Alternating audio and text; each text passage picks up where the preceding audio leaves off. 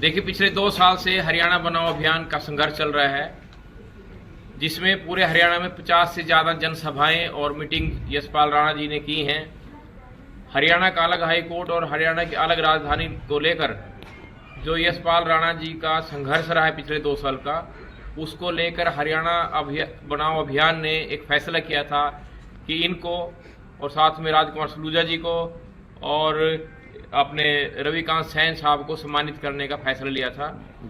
यशपाल राणा जी हरियाणा की जो राजपूतों की एक एडवोकेट्स की एसोसिएशन है, उसके भी अध्यक्ष हैं।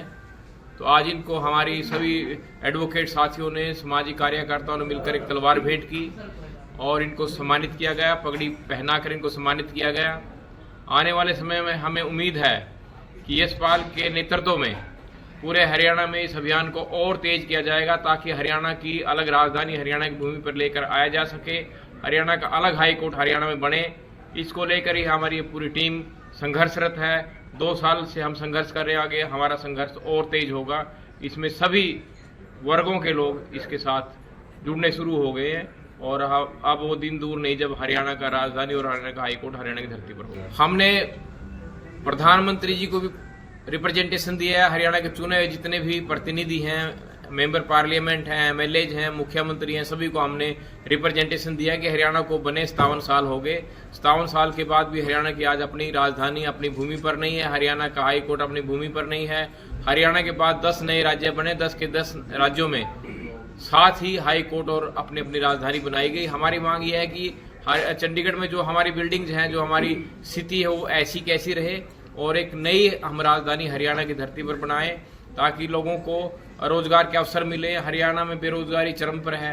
यदि राजधानी बनेगी तो नए तरह का एक शहर विकसित होगा हरियाणा में, उसमें लाखों जो हमारे युवा हैं उनको रोजगार मिलेगा।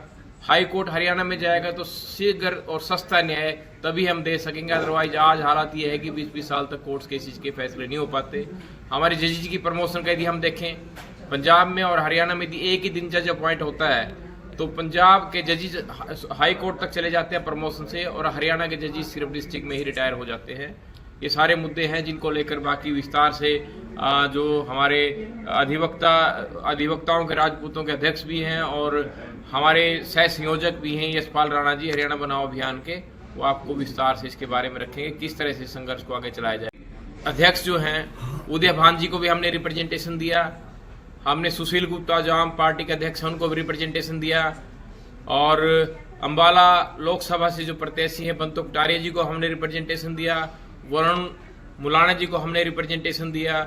हमने उनसे कहा कि हरियाणा को 57 साल बने हो गए और अब हम आपसे उम्मीद करते हैं कि आप इसके लिए काम करें और हरियाणा की राजधानी हरियाणा में लेकर आएँ।